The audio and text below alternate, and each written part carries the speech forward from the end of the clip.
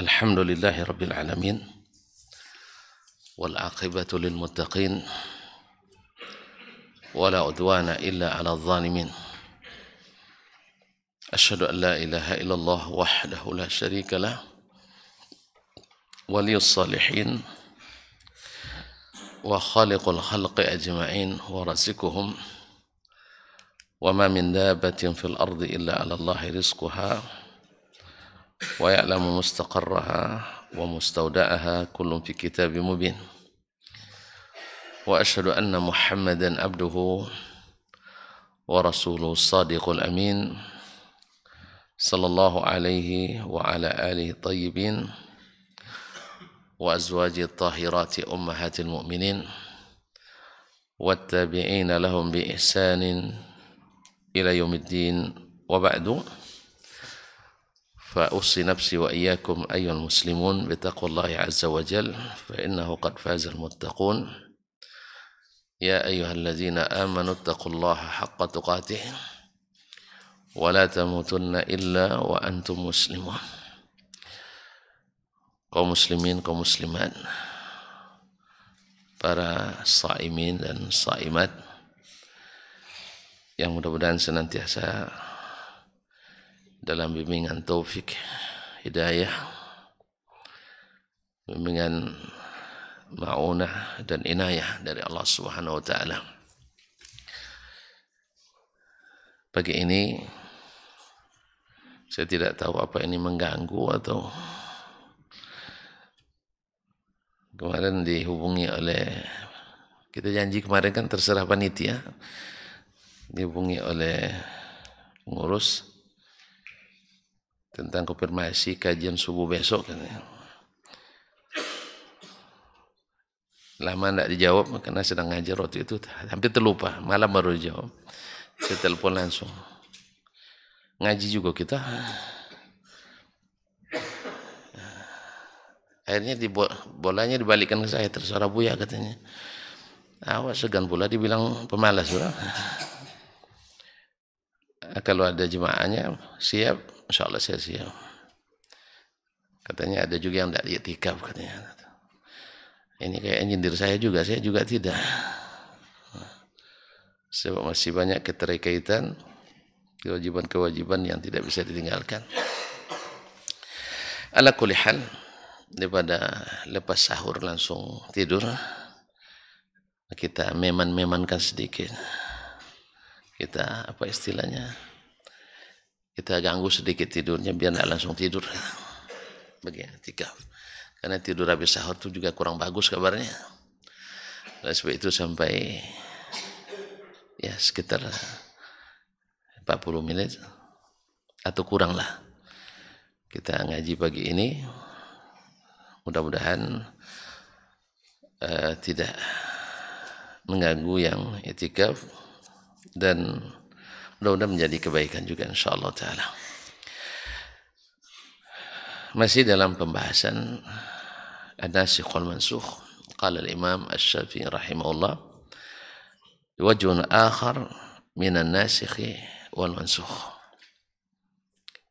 Bentuk lain dari an-nasikh wal mansukh, di mana dalam ayat ini atau dalam masalah ini hadis Nabi alaihi salatu wassalam dinasakh dengan hadis juga, tetapi dilalahnya diambil dari Al-Quranul Karim.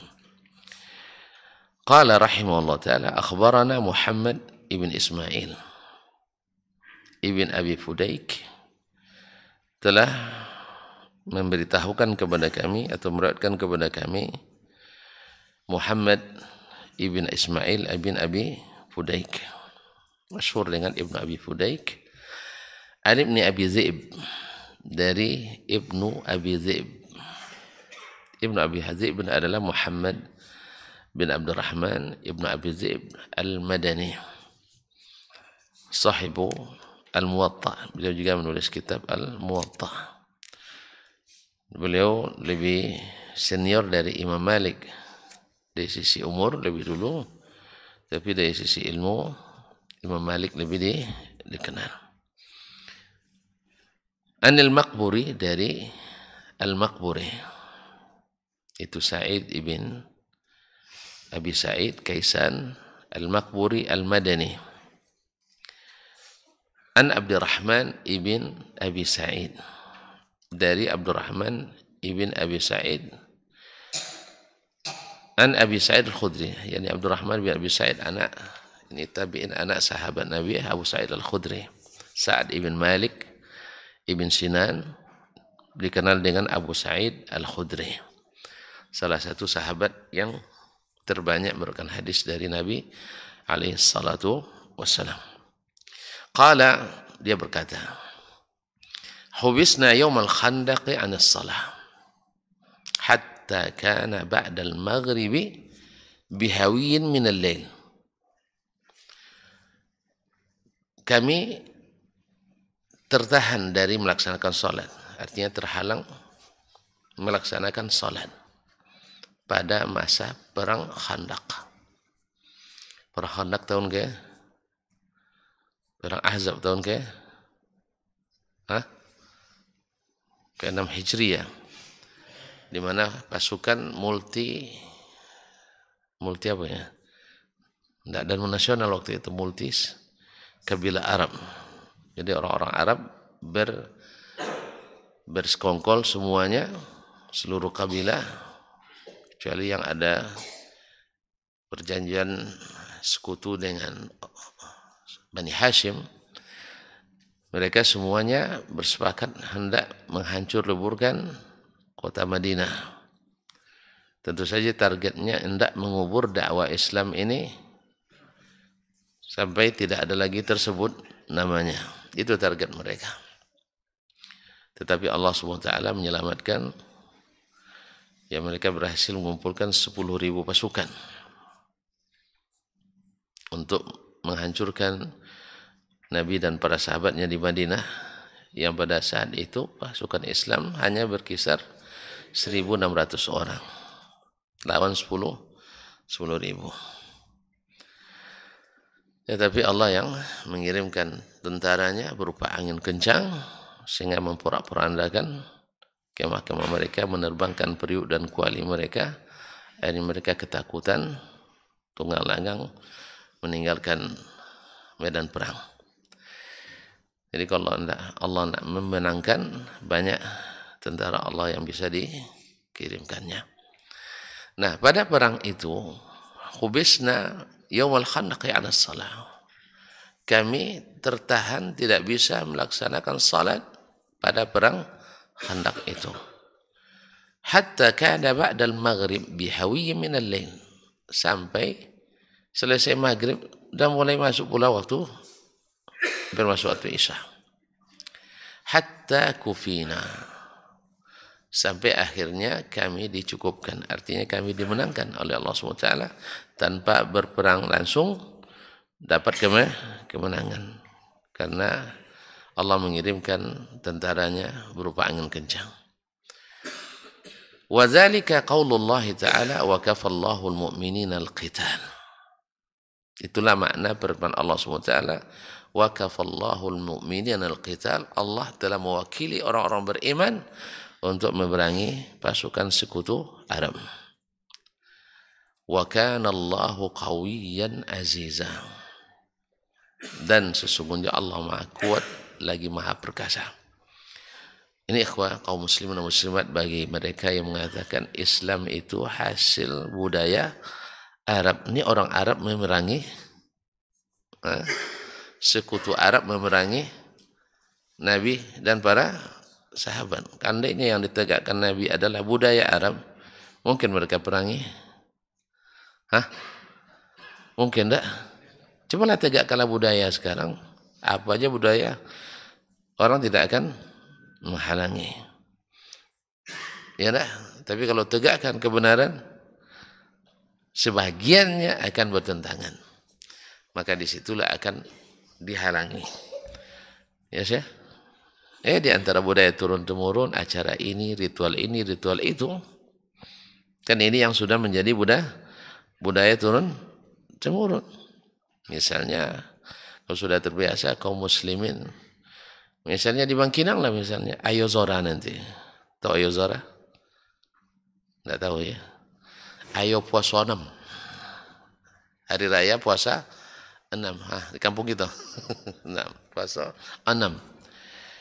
Ini budaya atau bagian dari agama? Ini budaya.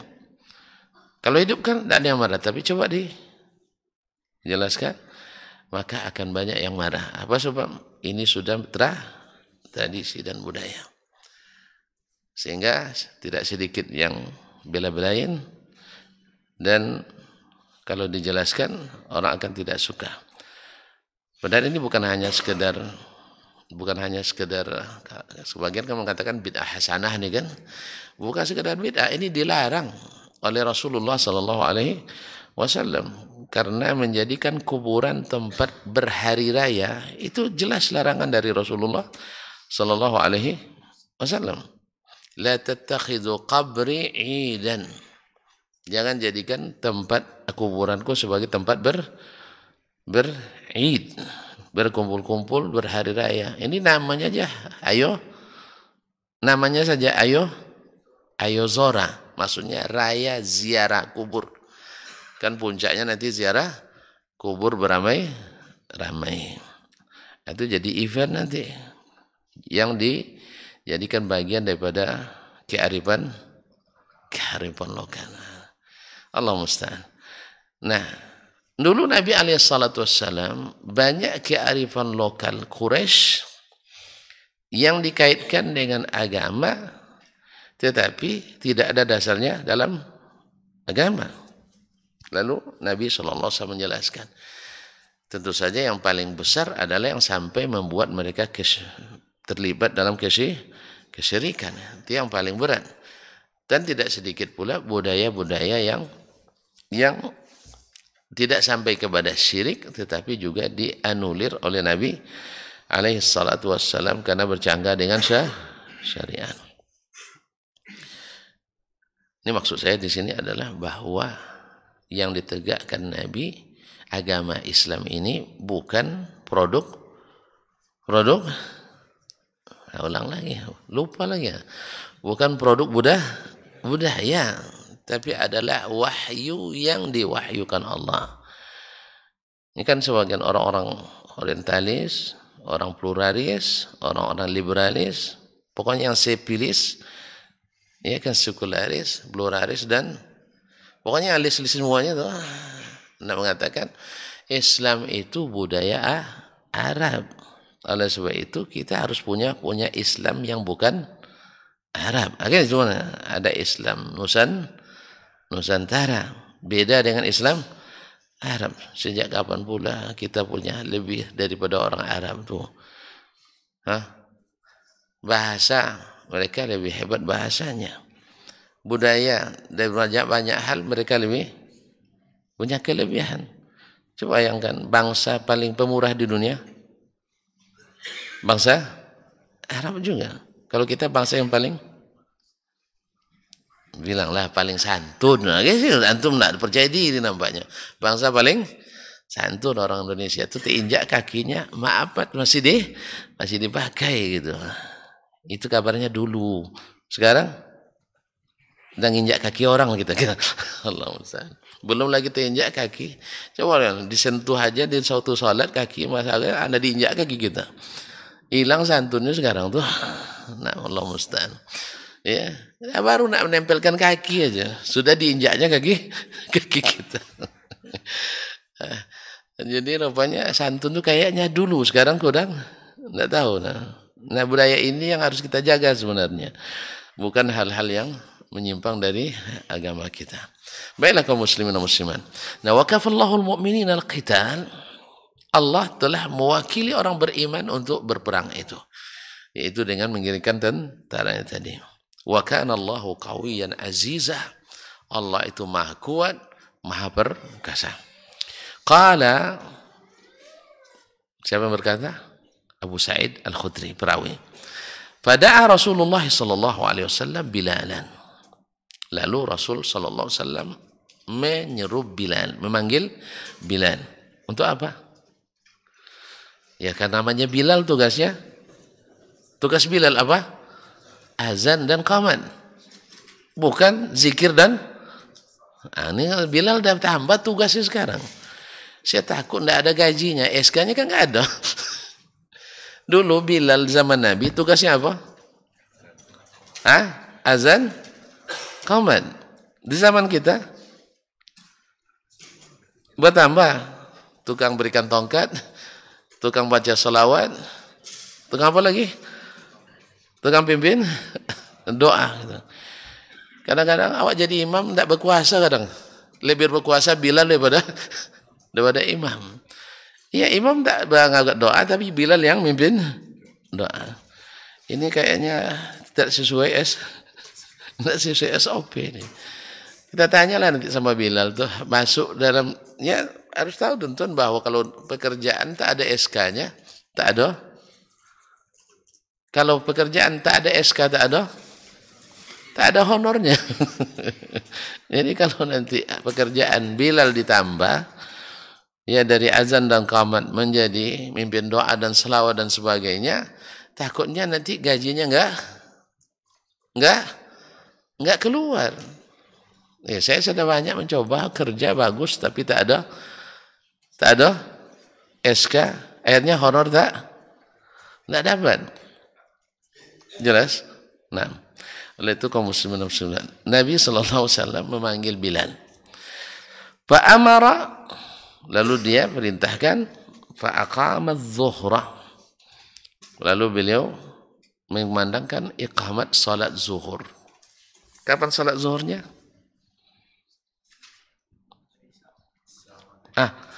Habis maghrib. Dah masuk, hampir masuk waktu Isya. Dah mulai hilang syafaq merah itu. Fa'aqama adh-dhuhra. Dia iqamat salat zuhur. Berarti asah salat setelah maghrib ini salat zuhur? Kalau sah kita jamak semua. Ya, kita jamak semua. Waktu itu sah. Waktu itu sah. Nah. Kan ini bicara kita nasikh mansukh nih. Dan itu sudah dinasakh. Sebagian orang yang mungkin karena dia ketemukan riwayat ini lalu tidak mengkomparasikan dengan riwayat yang lain atau tidak baca kitab Imam Syafi'i ini, masih ada orang-orang yang dianggap berilmu ya masih menjamak salat 5 waktu. Masih ada. Musafir misalnya ke luar negeri dijamaknya dari zuhur, asar, maghrib, isya. Kadang-kadang masuk subuh. Kok 5? Nabi pernah menjamak salat di perang Khandaq. Dia hafal mansukhnya, tidak tahu nasikhnya. Jadi subhanallah. Kadang-kadang orang kalau sudah terlanjur tinggi, kadang susah untuk itu masalahnya, susah kadang untuk diberi masukan. Allah musta'an. Makanya memang belajar di waktu kecil ibarat mengukir di atas batu. Kalau Gajar sudah dewasa ini ngukir di atas air. Nah, belum selesai lukisannya dia hilang. Allah musta'an. Taib, faqama adh-dhuhra fa shallaha fa ahsana salataha. Iqamat zuhur, lalu Nabi menunaikan salat zuhur. Fa ahsana salataha. Tetap salatnya baik. Artinya tidak tergesa-gesa. Seperti mana dia salat di waktunya, seperti itu dia salat pada waktu itu. Kama kana yusalliha fi waqtiha, seperti mana dia salat di waktunya. Sebagaimana Nabi salat di waktunya, seperti itu juga salat dia di luar waktu itu. Kadang-kadang kan kita kalau udah tergesa-gesa, udah terlambat kan, asal selesai saja. Tidak, Nabi SAW salat seperti belum keluar waktunya. Thumma aqamal asra. Kemudian qamat lagi untuk salat asar. Fasallaha kadzalik.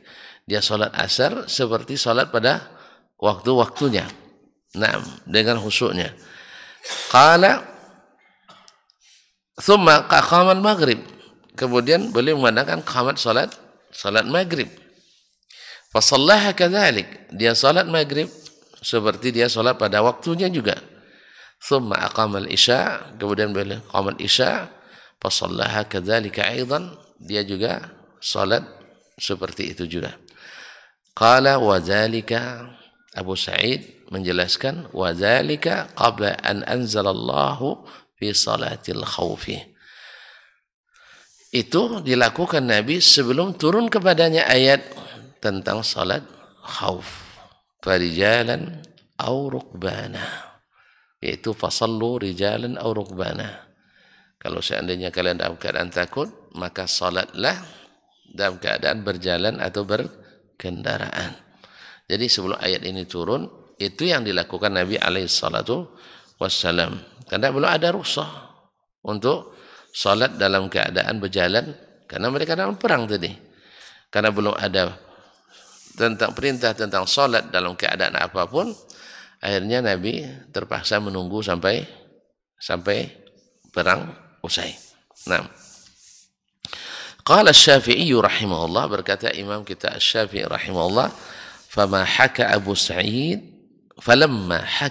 Sa'id anna salatan Nabi sallallahu alaihi wasallam amal khandaq kanat qabla yunzala fi salatil khawfi farijan aw rukbana, istadlalna ala annahu lam yusalli salatal khawfi illa ba'daha. Tatkala Abu Sa'id, perawi sahabat Nabi SAW, menghikayatkan bahwa salatnya Nabi pada perang Khandaq, yaitu salat 4 waktu dalam satu waktu, 4 waktu dalam satu waktu, qabla yunzala fi salatil khauf, itu terjadi sebelum turun ayat tentang perintah salat khauf, salat dalam keadaan takut, yaitu firman Allah farijalan au rukbana, itu salatlah dalam keadaan berjalan kaki atau dalam keadaan berkendaraan.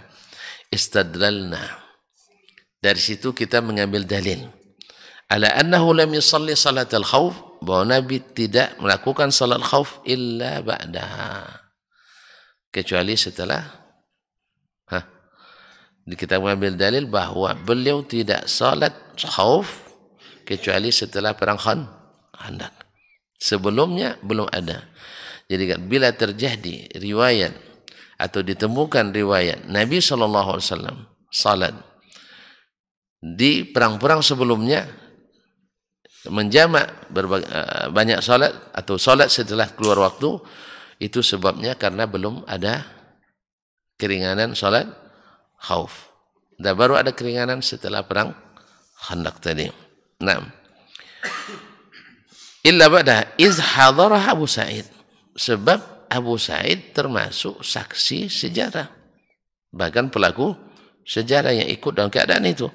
Wa haka ta'khir as-salawat hatta kharaja waqti ammatiha, dan beliau yang menceritakan bahwa Nabi SAW melambatkan semua salat tadi sampai keluar dari waktu sebagian besarnya. Zuhur dah keluar, asar dah keluar, maghrib hampir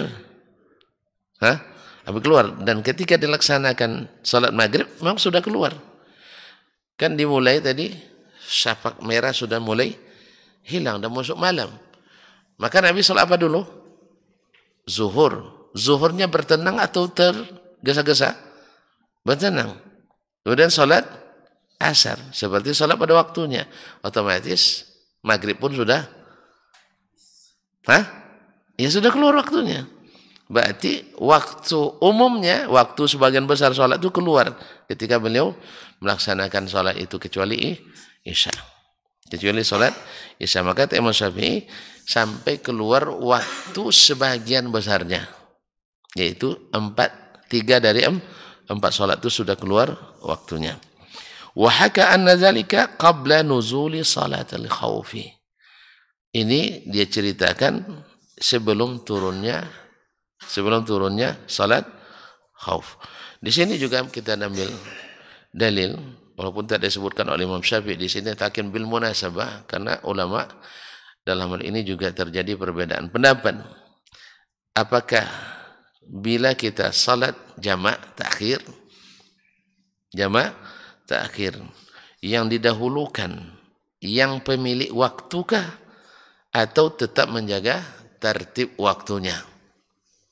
Misalnya kita menjamak zuhur dengan asar. Kita dahulukan asar kah? Karena dia yang memiliki waktunya. Atau kita kedahulukan zuhur baru asar. Berdasarkan hadis ini dan hadis lainnya, bahwasanya tetap dijaga tertib salatnya. Zuhur lebih dulu dari asar. Maka zuhur dulu baru salat asar. Kita salat zuhur dulu baru salat asar. Kecuali dalam keadaan tertentu.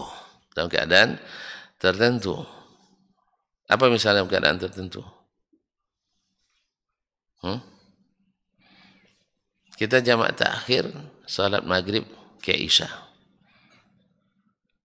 Taib. Maghrib ke isya. Atau apa namanya? Saya jadi lupa nih. Maghrib ke isya. Ketika kita masuk ke suatu masjid, kan biasa kita singgah di masjid. Kita temukan imam ratibnya salat isya. Nah, kita salat apa? Isya dulu. Kita salat isya dulu. Baru salat maghrib. Karena mengikut imam itu diutamakan.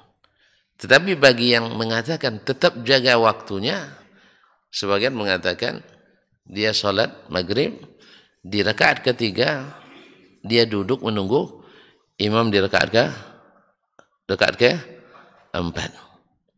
Jelas? Bagi yang tetap bertahan dengan tertib salat maghrib lebih dulu daripada isya, maka dia rakaat ketiga duduk menunggu imam. Jangan salam dulu. Kalau salam dulu batal salatnya. Nah, tunggu imam, dan ketika selesai imam tahiyatul, imam salam, kita ikut salam juga. Tapi ini kadang-kadang bikin membingungkan orang.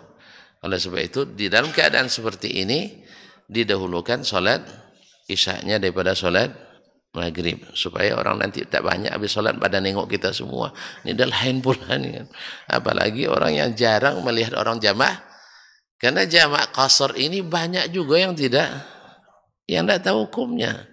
Mohon maaf, kadang-kadang seorang akademisi dah bergelar doktor juga, kadang dah jalan profesor, musafir tidak pernah jamak qasar. Apa sebab? Payah masang niatnya katanya. Payah masang niat. Saya tidak paham juga kenapa begitu payah betul pasang niat. Itulah makanya jangan mengada-ngada. Jangan mengada-ngada, karena mengada-ngada bikin sulit kita. Iya. Akhirnya dia tidak pernah sholat. Pertama, tidak pernah jamak qasar. Yang kedua, tak pernah sholat berjamaah. Sudahlah jamak qasar, habis itu jamaatan pula kan. Paham tak? Tambah kata makmuman o imaman itu sulit betul itu. Kan jam'at takhiri. Kan itu kan? Iya kan? Atau jam'at taqdimi. Adaan. Imaman. Atau makmuman. Kan susah jadinya. Dan harus antara al dengan bar. Allahu akbar. Harus putus itu. Kalau tidak putus, ulang lagi. Iya, akhirnya akhir was-was. Akhir was-was. Kadang ustadznya ada kisahnya. Ada orang asli di Malaysia, 10 orang baru masuk Islam. Belajar salat sama ustadznya. Kata ustadz, nanti apa ustadz buat, kalian kena buat. Siap ustaz. Kita pas takbiratul ihram tak masuk ustaznya. Allahu kan mungkin jarang juga jemaah barangkali enggak. Akhirnya enggak putus. Allahu astagfirullah. Auzubillahi minasyaitonir rajim. Qul huwallahu ahad. Allah sampai qul a'udzu billahi. Lama kan? Ya, itu ta'awuznya panjang. Habisnya Allahu hampir lagi bar, enggak jadi juga. Lama-lama nengok seperti itu, ada ide dari salah seorang dari yang mu'allaf itu. Ustaz, saya cobalah katanya. Saya coba. Oh silakan ke Ustaz. Ustaz dikasih kesempatan. Dia bilang, apa baca tadi Ustaz? Allahu Akbar. Ya, Allahu Akbar. Saya sekali aja bisa katanya. Melengok di ke belakang. Batal lagi salatnya. Jadi Ustaz dari 10 kali tak masuk-masuk. Kan dia bangga kan, Ustaz 10 kali tak masuk, saya sekali langsung masuk. Nah, jadi pemula dalam hal ini lebih baik daripada yang profesional nampaknya. Oleh sebab itu jangan dipersulit kita kaum muslimin dan muslimat dirahmati Allah. Jadi pada asalnya tadi katakan bahwa Nabi SAW sholat zuhur dulu, padahal zuhur sudah tertinggal kan. Asar setelahnya, pada asar sudah jauh tertinggal. Maghrib setelahnya, baru terakhir isya. Berarti isya sebenarnya kalau dipakai teori sebagai pemilik waktu harus dahulu kan. Harusnya isya dulu, habis itu iya, pemilik dulu, habis itu yang paling tetangga terdekatnya. Habis itu ini berubah urutannya. Isya, maghrib, asar, zuhur. Tidak, tapi Nabi justru mendahulukan zuhur, yang kemudian baru asar, setelah baru maghrib, setelah baru isya. Bahkan maghrib sebenarnya masih ada waktunya, tidak didahulukan juga. Harusnya kan tadi, karena maghrib masih tersisa, maghrib dulu ya. Selepas itu masuk waktu isya, habis itu isya dulu, habis itu baru, kan kacau tertibnya. Nah, oleh sebab itu maka Nabi mencontohkan dahulukan yang lebih dahulu waktunya. Nah, wallahu alam. Kemudian berkata Imam Asy-Syafi'i rahimahullahu taala, wa haka anna dzalika qabla nuzuli salatil khauf. Beliau Abu Sa'id Al-Khudri menceritakan ini sebelum turunnya salat al-khauf, salat dalam keadaan takut. Qala fala tu'akhkharu salatul khaufi bihalin abadan. Setelah itu, setelah turun syariat salat khauf, maka tidak boleh dilambatkan salat khauf dalam keadaan apapun selamanya. Anil waqti, dari waktunya, in kanat fi hadar. Bila perang itu terjadi dalam keadaan kita ada di tempat tinggal kita. Kan ada perang kita harus musafir, ada perang kita tidak keluar dari tempat kita. Jelas? Kan perang itu ada sifatnya ofensif, ada sifatnya defensif. Yang defensif kita yang diserang orang. Seperti Nabi SAW diserang oleh orang Quraisy, orang kabilah Arab semuanya. Dan ada kalanya kita yang melakukan serangan, seperti Nabi perang Fathu Makkah. Fathu Makkah, Nabi yang mendatangi Makkah.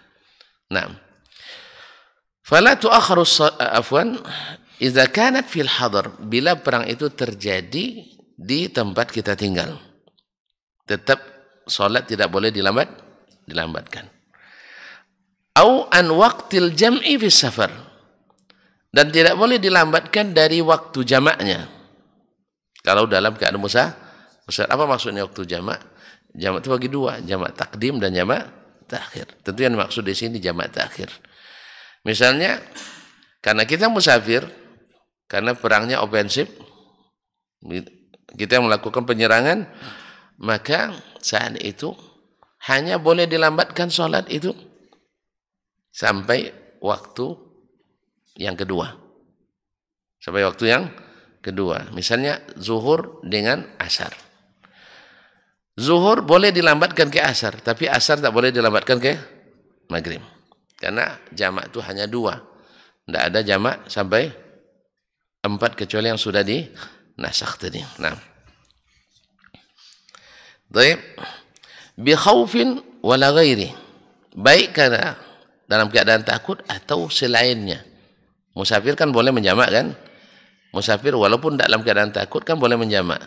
Tapi tidak boleh keluar dari waktu jamak takhir tadi. Walakin tusalla kama shalla Rasulullah sallallahu alaihi wasallam, tapi salat itu ditunaikan sebagaimana Rasulullah SAW melaksanakannya. Beliau tak pernah menjamak lagi salat kecuali 2 salat. Tak pernah lagi menjamak sampai lebih dari 2 salat. Jamak takdim atau jamak takhir. Nah, bila maghrib zuhur dijamak ke asar, tidak boleh dikeluar dari waktu asar. Bila maghrib dijamak ke isya, tidak boleh keluar dari waktu isya.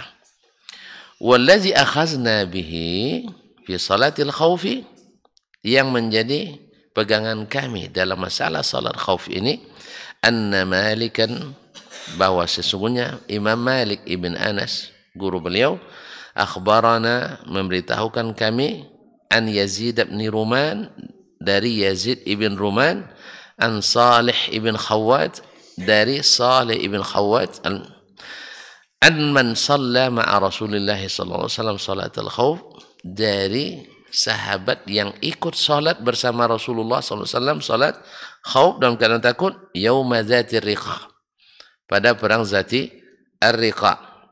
Naam. Anna ta'ifatan saffat ma'ah. Berarti Zati Riqa terjadi setelah perang Khandaq. Bahwa satu kelompok berbaris, bersaf bersama Rasulullah SAW. Wa ta'ifatu wijahal adu. Sedangkan sekelompok lagi tetap di front menghadapi musuh. Fasalla billadzina ma'ahu raka'ah. Lalu Nabi SAW salat dengan rombongan pertama, kelompok pertama satu rakaat. Thumma thabata qa'iman. Kemudian di rakaat kedua Nabi tetap berdiri. Wa atammu li anfusihim. Jemaah di belakang menyempurnakan rakaat kedua. Nabi berdiri menunggu rombongan kedua. Paham? Jadi mereka pertama, yang rombongan pertama ini salat satu rakaat bersama Nabi. Nah, selesai satu rakaat Nabi berdiri kan? Nah, yang di belakang menyempurnakan salat. Karena salat paling sedikit dua kan? Kan tidak boleh dikosor jadi 1,5. Ya enggak ada. Atau dikosor jadi satu rakaat enggak ada. Berarti dua. Yang mereka setelah satu rakaat bersama Nabi, mereka sempurnakan sendiri masing-masing. Dan Nabi berdiri menunggu rombongan kedua. Nah, supaya masing-masing dapat sholat bersama Nabi satu rakaat. Baik. Qatabatu jaladu fa shalla bil ladzina ma'ahu rak'ah. Tsumma thabata qa'iman, kemudian tetap berdiri, wa atammu li anfusihim, mereka sempurnakan salatnya masing-masing. Tsumma sarafu, kemudian mereka pergi. Fasaffu wijahal adu, dan menggantikan posisi di front depan di hadapan musuh. Wa ja'at at-ta'ifatul ukhra, rombongan kedua datang, fa shalla bihim ar-rak'ah allati baqiyat. Lalu Nabi sallallahu alaihi wasallam salat bersama mereka rakaat kedua yang tertinggal. Thumma thabata jalisan, kemudian Nabi duduk menunggu. Wa atammu li anfusihim, rombongan kedua berdiri ke rakaat kedua menyempurnakannya. Thumma sallama bihim, kemudian Nabi menunggu mereka. Setelah mereka duduk membaca tahiyat al-akhir, akhirnya Nabi salam bersama mereka. Jadi rombongan pertama takbiratul ihram bersama Nabi, rombongan kedua salam bersama Nabi sallallahu alaihi wasallam. Satu Fatihahnya, muqaddimahnya, satu khatimahnya. Qala, berkata Imam Syafi'i, akhbarana man sami'a Abdullah bin Umar bin Hafs, telah memberitahukan kepada kami orang yang mendengarkan dari Abdullah bin Umar ibn Hafs ibn Asim bin Khattab al-Umari. Ini rawi ini sebagian mendaifkannya, sebagian mengatakan thiqah. Yukhbiru an akhi, memberitahukan dari saudaranya. Siapa saudaranya? Ubaidillah ibn Umar. Ubaidillah ibn Umar ibn Asim bin Umar bin Khattab al-Umari. Ini thiqah. Adiknya thiqah, dia dhaifkan. Anil Qasim ibn Muhammad, dari Qasim ibn Muhammad ibn Abi Bakar As-Siddiq. An Salih bin Khawwat, dari Salih bin Khawwat ibn Jubair Al-Asadi, an abihi, dari bapaknya Khawwat ibn Jubair, an Nabi sallallahu alaihi wasallam, dari Nabi sallallahu alaihi wasallam, mithlahu, seperti riwayat sebelumnya tadi. Naam. Qala, berkata Imam Syafi'i, wa qad ruwiya anna Nabiy sallallahu alaihi wasallam shalla salat al-khawfi ala ghairi ma haka Malik. Dan diriwayatkan pula bahwa Nabi SAW melaksanakan salat khawf dengan cara yang tidak disebutkan dalam hadis Imam Malik tadi. Ada cara lain yang tidak disebutkan dalam riwayat ini. Wa inna ma akhadna bihadza dunahu li'annahu kana ashbaha bil Qur'an wa aqwa fi mukayadatil adu. Kami mengambil yang cara ini pertama karena seperti itu yang tersebut dalam Al-Quranul Karim, lebih dekat. Nah, Wa aqwa min muqaikadil adu, dan lebih kuat untuk menghadapi musuh karena mereka bergantian. Tidak, kalau yang lain kan ada sebagiannya sama dengan Nabi SAW semuanya. Ada 16 cara lebih kurang seperti katakan Imam Asy-Syaukani dalam Nailul Awtar salat khauf. Tapi Imam Syafi'i mengambil cara ini karena satu lebih sesuai dengan yang disebutkan dalam Al-Qur'anul Karim. Yang kedua, ini lebih bermanfaat untuk menghadapi musuh. Wa qad katabna hadza bil ikhtilafi fihi wa tabayyunul hujjati fi kitabis shalah. Ini sudah kami sebutkan secara rinci dengan perbedaan pendapat para ulama semuanya dalam kitabus shalah. Beliau punya kitabus shalah tapi nampaknya tidak sampai ke kita. Sebab dalam Al-Um tidak disebutkan rincian seperti itu. Demikian juga dalam kitabnya Ikhtilaful Hadis. Barangkali wallahu alam seperti kata Syekh Ahmad Syakir, beliau menulis kitabus shalah secara khusus tetapi tidak sampai kepada kita. Wallahu alam. Wa tarakna dzikra man khalafana fihi wa fi ghairihi min al-ahadits li'anna ma khulifna fihi minha muftaraqun fi kutubih. Kami tinggalkan menyebutkan pendapat yang berbeda dengan kita dalam masalah salat ini dan dalam masalah lainnya dalam hadis-hadis karena masalah itu sudah disebutkan secara terperinci dan di tempatnya dalam kitab-kitab. Jadi beliau sengaja tidak menyebutkan jenis-jenis itu karena kitab ini sifatnya adalah usul, qawaid al-usul. Wallahu taala alam wa sallallahu ala nabiyyina Muhammadin wasallam. Sampai di sini. Mudah-mudahan insyaallah selepas Syawal aja ya. Selepas hari raya lah. Insyaallah kita sambung kembali. Wabillahi taufiq wal hidayah. Wallahu taala alam wa sallallahu ala nabiyyina Muhammadin wasallam wa subhanakallahumma bihamdik asyhadu an la ilaha illa anta astaghfiruka wa atubu ilaik. Wassalamu alaikum warahmatullahi wabarakatuh.